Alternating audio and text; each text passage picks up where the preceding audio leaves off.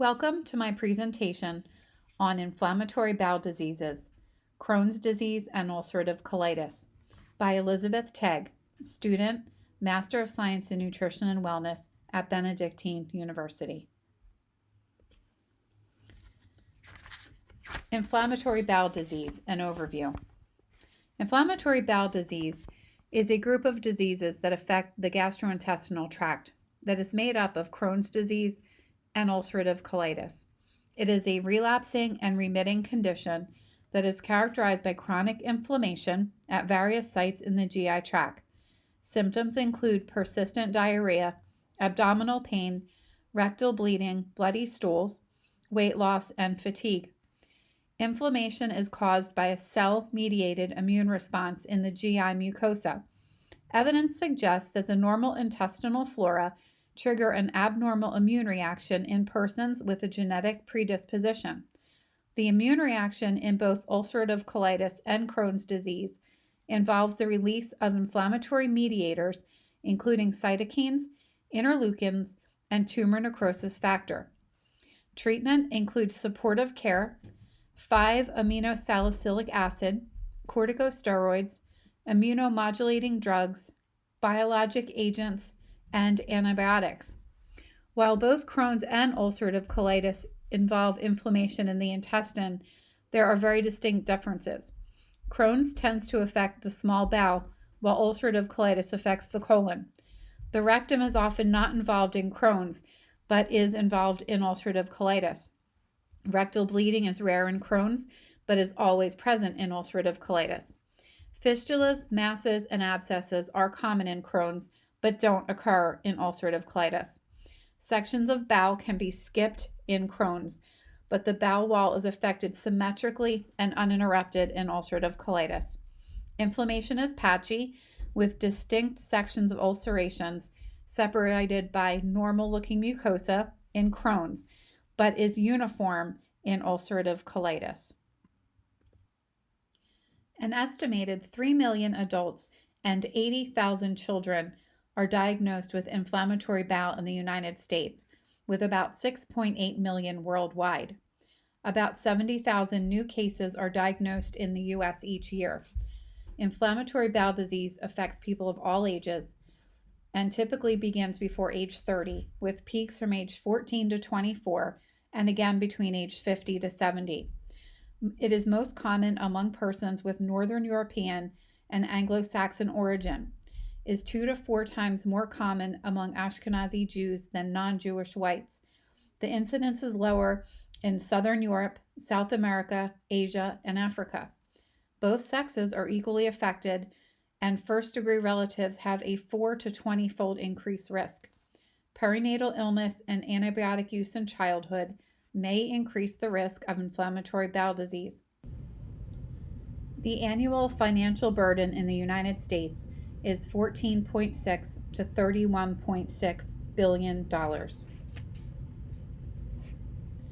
Crohn's disease can affect anywhere along the length of the bowel from the mouth to anus. It can affect the entire thickness of the bowel. Abscesses occur frequently, and fistulas can occur to the adjoining structures, including other loops of bowel, the bladder, and psoas muscle. They can even extend to the skin of the anterior abdomen or flank. Additionally, perianal fistulas and abscesses occur in 25 to 33% of cases and are often the most difficult symptoms for patients to deal with. Crohn's disease can skip areas of the bowel, which results in a patchy-looking appearance. About 35% of cases involve the ileum, 45% involve both the ileum and colon, and 20% involve the colon alone. Symptoms of Crohn's disease are chronic diarrhea with abdominal pain, fever, anorexia, weight loss, tender abdomen, and sometimes a mass or fullness is felt upon exam. Symptoms in children may manifest as arthritis, fever of unknown origin, anemia, or growth retardation. In recurrent disease, symptoms can vary. Pain is the most common symptom, and patients will have marked tenderness, guarding, rebound, and a toxic appearance. There may be bowel obstruction with colicky pain, distension, and vomiting. Adhesions can also occur from previous surgeries. In chronic disease, fever, weight loss, and malnutrition occur. Complications of Crohn's disease include risk of cancer in the area where the bowel is affected, nutritional deficiencies due to chronic malabsorption. A rare complication is toxic megacolon, which often requires surgery.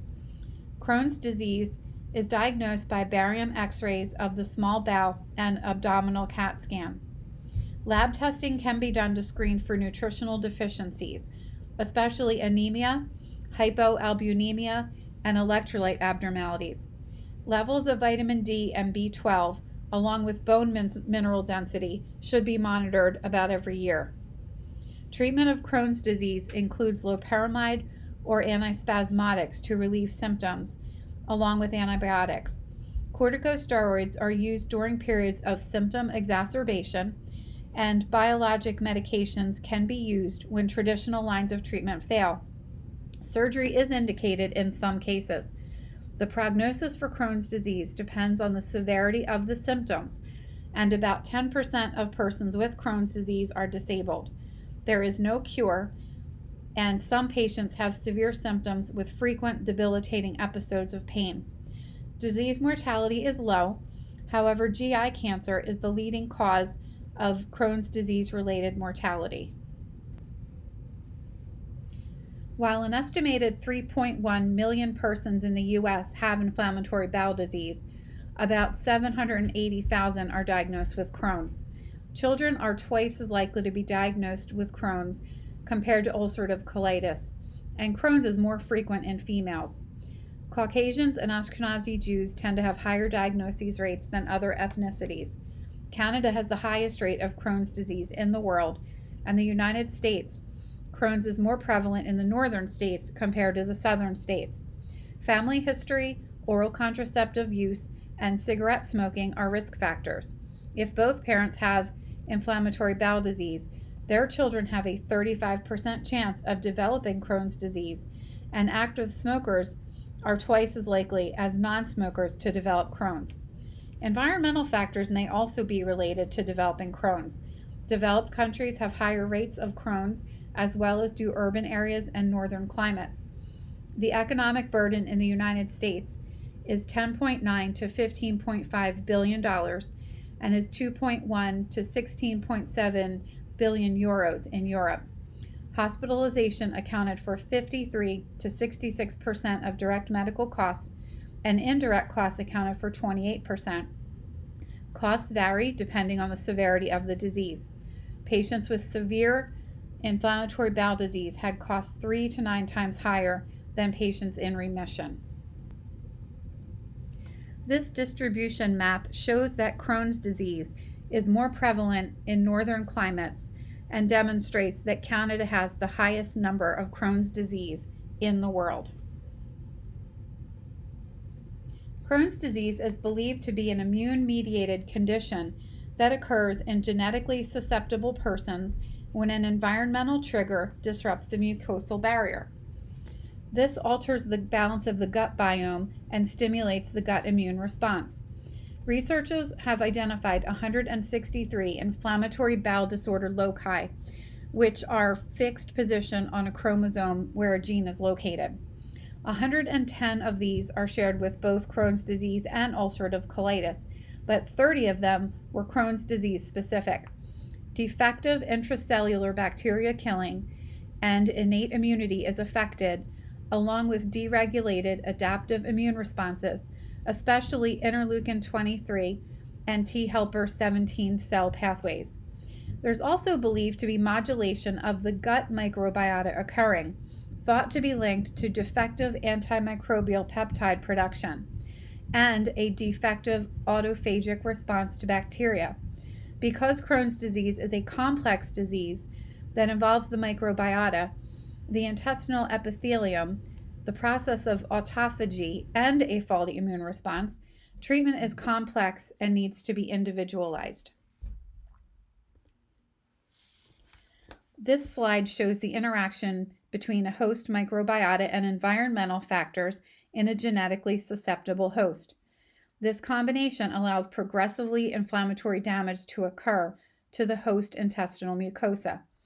Note the ratios of bacteria are different in the healthy gut compared to the pathological gut. There is less commensal bacteria and more harmful and mucolytic bacteria. The harmful bacteria is able to penetrate the mucosal layer and cause chronic inflammation.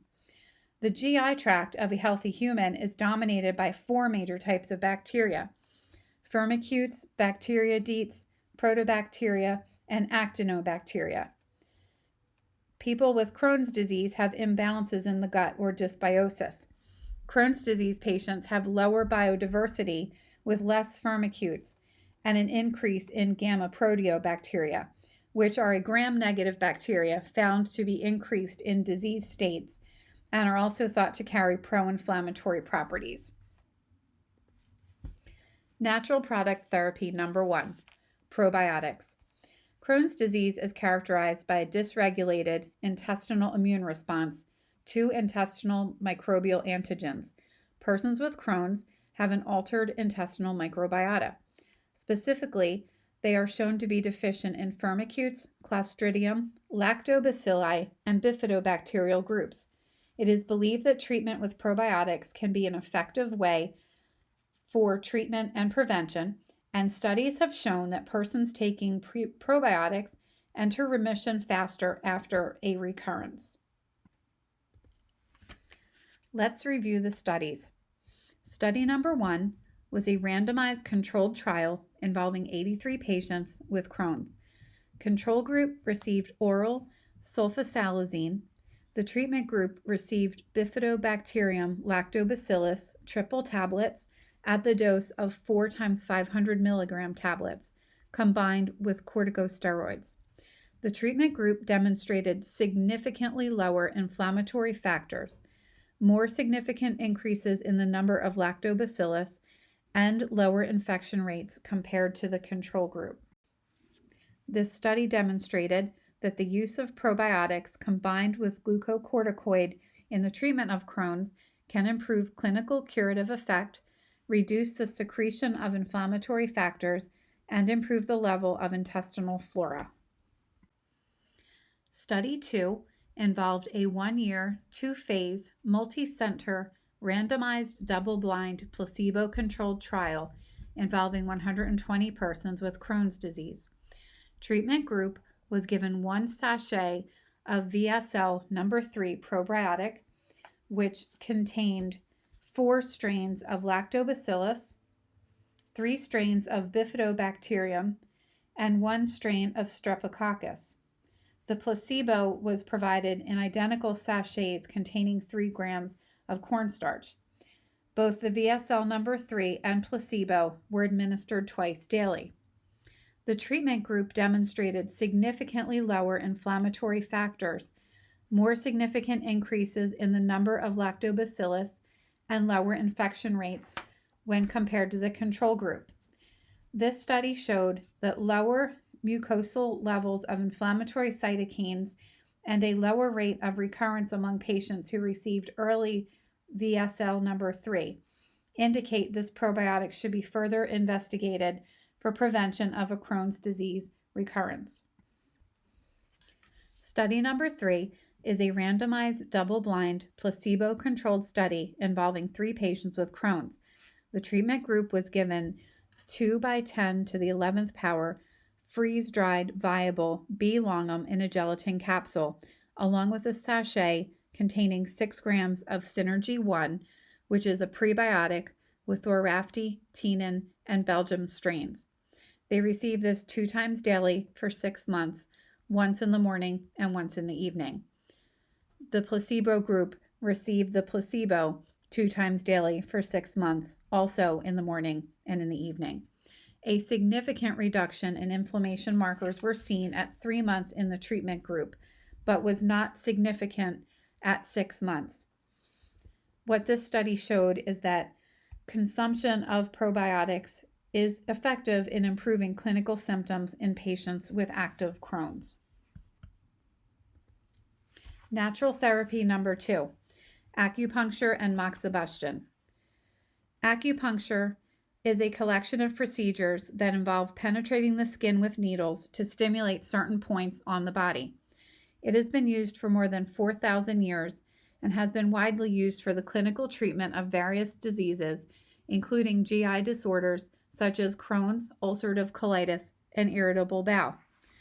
Herb partition moxibustion is the practice of using herb cakes made using traditional Chinese medicine formulas on the patient's acupoints, along with placement and lighting of moxicones, which are made from refined mugwort floss. This is used in addition to acupuncture. Both practices are commonly used in traditional Chinese medicine for treatment of various GI disorders. Let's review the studies. Study number 1 was a randomized controlled trial involving 92 patients with a diagnosis of Crohn's.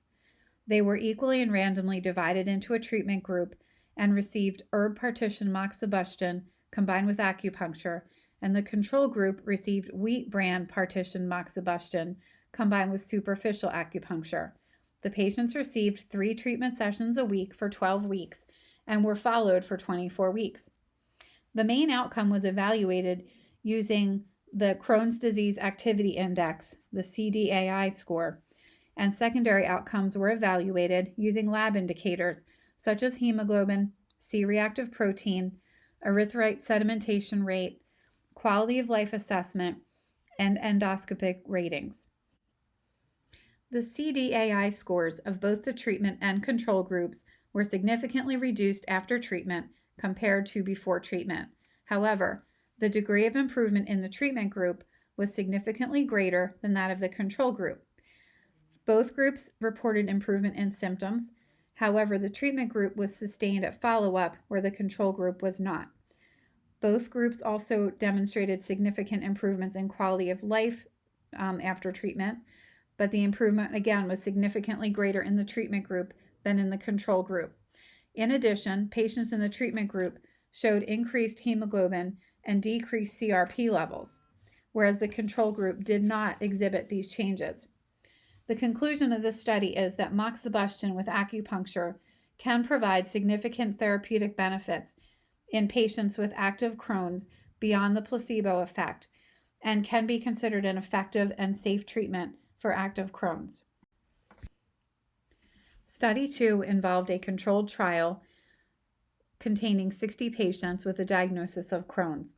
30 patients from one facility received herb partition moxibustion and acupuncture 6 times a week for 12 weeks. This was the treatment group. 30 patients from another facility received one enteric-coated mesalazine tablet 4 times a day for 12 weeks. This was the control group. Intestinal tissues were stained and examined pre- and post-study, and lab work was done. Both groups showed improvement in intestinal tissues, but the treatment group showed remission and repair to the intestinal surface. The results of this study show that acupuncture and moxibustion can repair intestinal epithelial barrier lesions and relieve inflammation. The third study was a randomized controlled study involving 65 patients with a diagnosis of Crohn's. The purpose of this study was to identify the gut-brain connection. It is well understood that acupuncture and moxibustion can help improve Crohn's symptoms, but the mechanism is not well understood. This study divided and assigned groups to either the electroacupuncture group or the moxibustion group to assess the brain response to each treatment, which is used to treat Crohn's disease. Pre- and post-resting state functional MRI was completed, and the CDAI scores were obtained. Both groups showed enhanced functional brain connectivity on MRI, and CDAI scores were reduced. This study showed that both electroacupuncture and moxibustion can be effective in improving brain connectivity, but by taking different pathways. Evaluation of studies. Probiotics. The studies demonstrated that probiotics can be effective for treating Crohn's disease, especially if the probiotic strain matches the bacterial deficiency, and it can improve clinical outcomes for persons with Crohn's. They can improve clinical efficacy of traditional medical treatments, reduce infection rate, improve intestinal flora, and control production of inflammatory cytokines. Probiotics can also lower rate of recurrence. They are generally safe and well tolerated. It can be difficult to determine exactly which strain to use because of the vast diversity of the individual gut biome. Patients should consult with their provider to determine which strain of bacteria is deficient. The gut biome is extremely diffuse, with at least 1,000 known bacteria, and each person's biome is different. Probiotics show promise, especially if the bacteria that is deficient is identified. Probiotic use has been shown to be safe, but consumers need to check for a reputable source before purchasing to ensure they're getting a quality product, and should check with their healthcare provider to determine which strain and strength is appropriate. Limitations of probiotic include cost, especially for VSL number 3. Formulations can vary tremendously in quality and potency.